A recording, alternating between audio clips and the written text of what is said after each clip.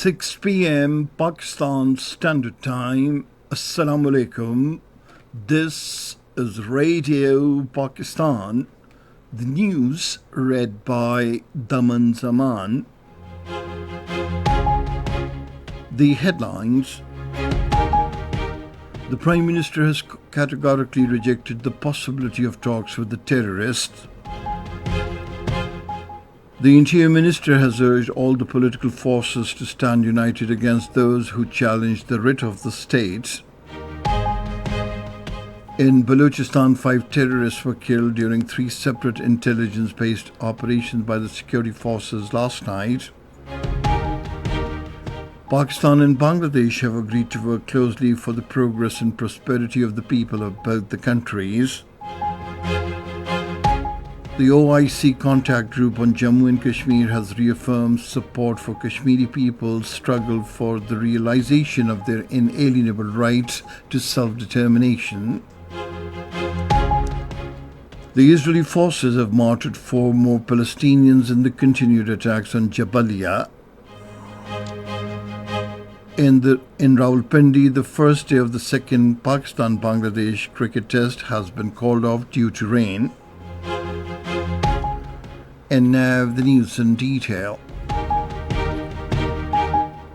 The Prime Minister Mohammad Shahbaz Sharif has expressed the resolve that enemies of Pakistan will be crushed through collective efforts of the nation, the armed forces and the law enforcement agencies. Addressing the Federal Cabinet meeting held in Islamabad today, he reiterated the commitment of his government to move forward with unity of thoughts and actions to eliminate terrorism from the country. He categorically stated that no talks will be held with the terrorists, and those creating obstacles in the development process will be crushed with full might. The Prime Minister also informed the Cabinet members about his yesterday's visit to Quetta. He said during the visit, a comprehensive review was made about the law and order situation in Balochistan. Commending the efforts of the Chief Minister of Balochistan, he said the Chief Minister launched a number of development projects in the province. The Prime Minister said the federal government will implement the proposals put forward by the provincial political leaders in Balochistan. The Interior Minister Mohsin Naqvi has urged all the political forces to stand united against those who challenge the writ of the state. Responding to various points raised by senators during the Senate session today, he said the concern of those who accept the writ of the state will be addressed, but no one will be allowed to hold weapons against the state.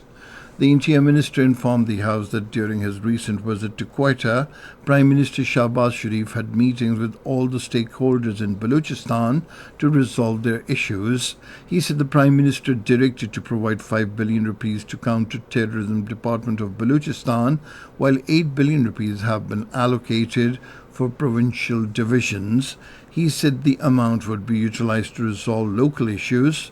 The minister further said the attacks on the night of 26th of this month were designed to sabotage the meeting of the SCO Council of Heads of Government scheduled to be held in Pakistan in October. Taking the floor, the leader of the opposition, Shibli Faraz, stressed the need for political engagement to resolve the issues. Security forces have killed 5 terrorists and injured 3 others in 3 separate intelligence-based operations in Kech, Panjgur and Job districts of Balochistan. According to ISPR, sanitization operations will continue until all the perpetrators, facilitators and abettors of the cowardly acts of 26 August are brought to justice. Security forces of Pakistan, in step with the nation, remain determined to thwart attempts at sabotaging peace, stability and progress of Balochistan. Prime Minister Shahbaz Sharif has appreciated the soldiers and officers of the Pakistan Army for killing 5 Khawarij and arresting 3 after injuring them in Panjgur, Kech and Job districts of Balochistan. In a statement today, the Prime Minister reiterated the resolve to continue the war against terrorism until its complete eradication from the country. The Prime Minister said those who are trying to spread chaos in the country will not be spared. The Interior Minister Mohsin Naqvi has also paid tribute to the security forces for the successful intelligence-based operations. He said salute to the soldiers of the security forces who brought the terrorists to hell. Mohsin Naqvi further said terrorists will no longer have a place to hide. Pakistan and Bangladesh have agreed to work closely for the progress and prosperity of the people of both the countries. It was agreed during a telephonic conversation between Prime Minister Mohammad Shahbaz Sharif and Chief Advisor of the Bangladesh government, Professor Muhammad Yunus, today. During the conversation, the two leaders further agreed that greater regional cooperation could play a vital role in uplifting the life of the people of South Asia. The Prime Minister congratulated Professor Muhammad Yunus on assuming the office of the Chief Advisor and lauded his contribution to the socio-economic development of Bangladesh. He expressed sympathies over the devastation caused by the recent floods in Bangladesh. The Prime Minister underscored the importance of revitalizing bilateral relations through enhanced cooperation in different domains. Noting the historical, religious and cultural bonds between Pakistan and Bangladesh, the Prime Minister expressed a keen desire to boost commercial relations, cultural exchanges and people-to-people contacts. On the occasion, the Chief Advisor of the Bangladesh government, Professor Muhammad Yunus, thanked the Prime Minister, Mohammad Shahbaz Sharif, for his telephone call. This is Radio Pakistan. The Organization of Islamic Cooperation Contact Group on Jammu and Kashmir has reaffirmed support for the Kashmiri people's struggle for the realization of their inalienable right to self-determination. At its meeting on the sidelines of the 50th session of the OIC Council of Foreign Ministers in Cameroon, the contact group called for an early and peaceful resolution of the Jammu and Kashmir dispute. The contact group also adopted a joint communique, unanimously underlining that durable peace and stability in South Asia remain contingent upon the final settlement of the Jammu and Kashmir dispute.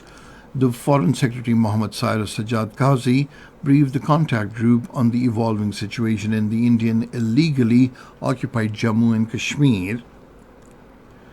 The International Day of Victims of Enforced Disappearances is being observed today to raise awareness about the global crime.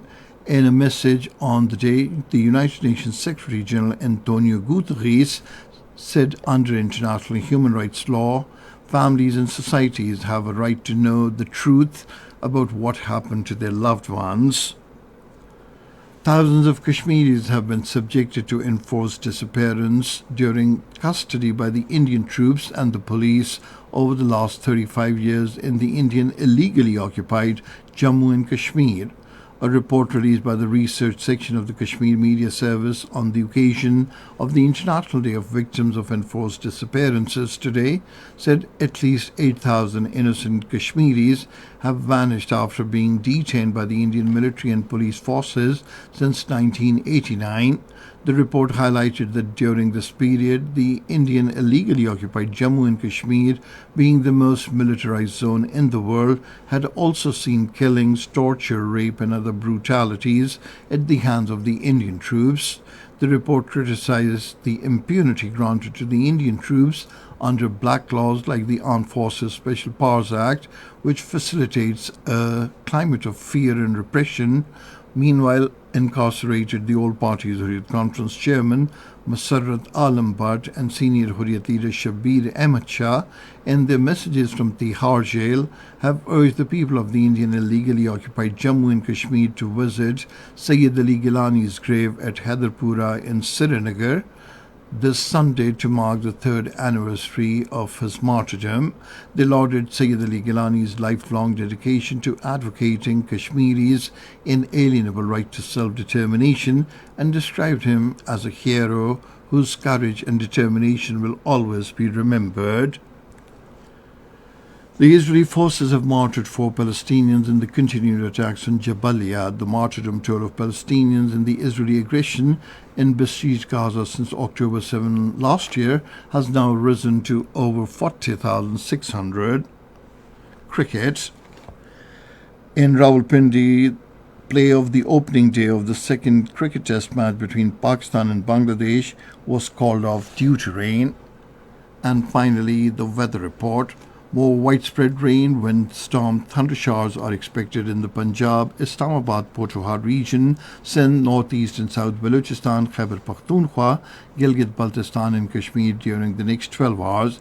Heavy falls are likely in lower Sindh, northeast and south Balochistan, northeast and central Punjab, Pothohar region, upper Khyber Pakhtunkhwa and Kashmir during the period. And that is the end of this news bulletin.